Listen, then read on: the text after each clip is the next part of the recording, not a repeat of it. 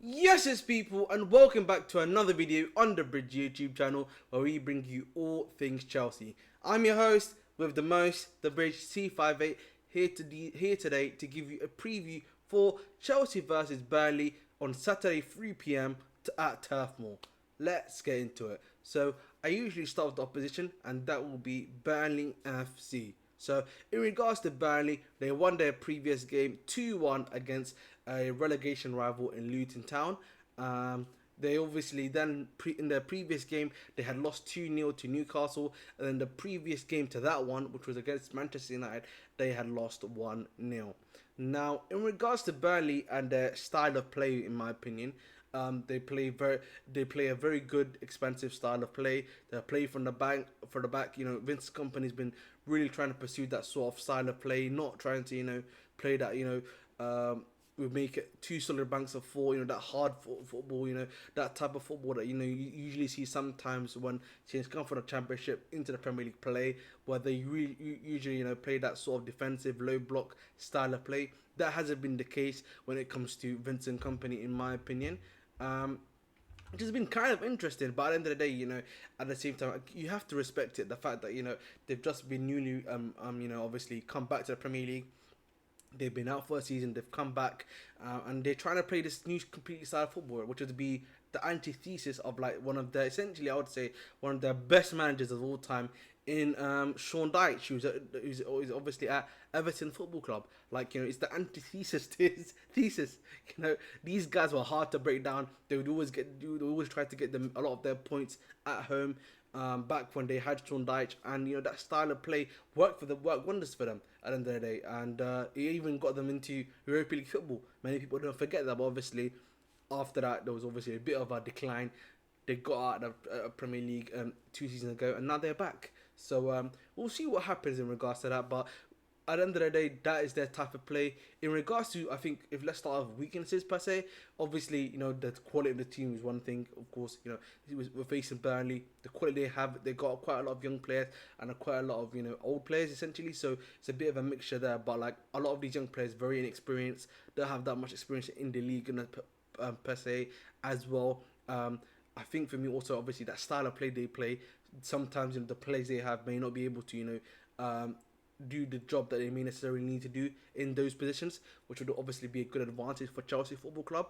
I also think going forward, one thing that has been a problem for them is scoring goals. In my opinion, the striker that they have up front and the wingers for me have not been a bit more prolific enough for them to get the ball into the back of the net, in my opinion, when it comes to Burnley. I also think, even though they are creating, they've got pans of play and styles of play, that final ball hasn't been incisive enough. They haven't been, incisive enough, as I said before, and, really, accurate, from my opinion. Because of that, they're not able to get that ball into the striker or into the winger, and they're not able to, produce a shot that can, maybe be a shot created opportunity at the end of the day. So that's been an issue that they've had for sure, in my opinion, when it comes to Burnley. Now, let's not get it twisted. They are very good at keeping possession, and against someone like a Chelsea, it's going to be very interesting to see the style of play that we play against them. If you play our position style of play against their position style of play, it's going to be very up and down. I would almost say it would be similar to like the Fulham game, which we had previously, where they would be trying to go forward, and we would be trying to go forward against them and try to beat them on the counter, and that would be a very interesting game at the end of the day. So that's essentially their weaknesses. In terms of their strengths, good at keeping position. They're very comfortable on the ball. So that's a thing with Chelsea. We need to make sure that these guys are comfortable in position. We need to make sure that we're defensively strong. Making sure that our midfield of Enzo and Caicedo and Gallagher got a bit more onto their midfield. Making sure we're trying to give them as less of a time as possible on the ball, because if they do have the ball and they're able to get those few passes in, much like as we saw against United, they are able to kill them. What I'm saying, sorry, not kill them necessarily, I should say, but able to take their chances at the end of the day and find that pass that may create a goal opportunity. So that is, I think, for me, in regards to the Burnley side of things. Now going to Chelsea in regards to injuries, Reece James apparently was ready for this game, but at the end of the day, he's got a fine, so that means that he cannot play in this game due to the comments that he made to the referee at Aston Villa game when he wasn't even playing, which I'm not sure as to why he even did that. But you know, at the end of the day, we move. But he's not available for this game. Chukwuemeka's travelled with the team, so maybe you never know, he might be on the bench. Obviously, we know Mudrik's available, Caicedo's available, and Armando Broja is available. So we'll see what happens there. But I would expect Caicedo and Mudrik to start anyway. And obviously, Broja, we'll see. Jackson's available now after his yellow card suspension against Fulham. So we'll see what happens there. Excuse me. Gusto is not available though, however. As you guys know, he's serving a 3-match ban. This is his last game to serve the ban with, which is against Burnley Football Club. Now, it would be interesting to see, obviously, what we are talking about the preview, but against Arsenal, whether or not he chooses between Reece or Gusto, but we'll see there. I think Buddy is sure again. I'm not sure. I don't think he's necessarily available for this game, but he is fit from what we're hearing now. So he's fit now. So we'll see what happens there when it comes to Benoit Buddy Shaw, but he's definitely fit now. But I think he probably will stick with Thiago Silva.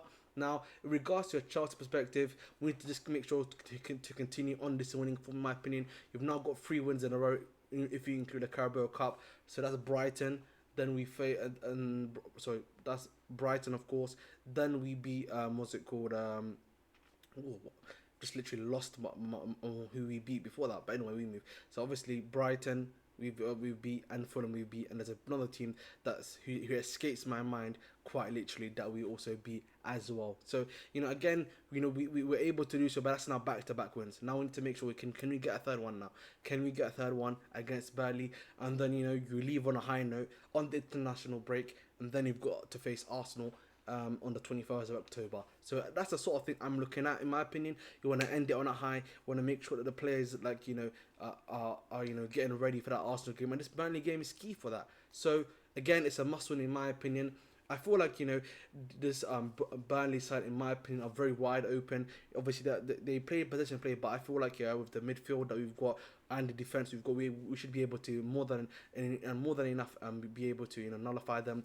I would like to see again Mudryk. Now you've got your goal. I want you to continue to be that, to be as you know, as good as you've been. Continue to improve, which you've been doing game by game. Try to find those assists. Try to find those scoring opportunities like he did against, what's it called, Fulham, and continue to do so. Like, you know, one thing I will say about Mudryk, he's been playing really well, and I'm looking forward to seeing more from him. Now, in regards to Cole Palmer, I personally would like him to start, so hopefully we can continue with that, because I feel like he had a very, very good performance against Fulham, and I feel like he can continue to do so against the Burnley side as well. And now, in regards to the striker position, it's going to be interesting to see, but apparently Pochettino already knows who's going to be playing there. Now, I know many would suspect that it'd be Armando Broja, but in my opinion, I wouldn't be surprised if it's also if it's actually Nicholas Jackson that he starts. Now, again, Jackson did get his goal again against Brighton, and obviously, as you guys also know, Broja got his goal against Fulham.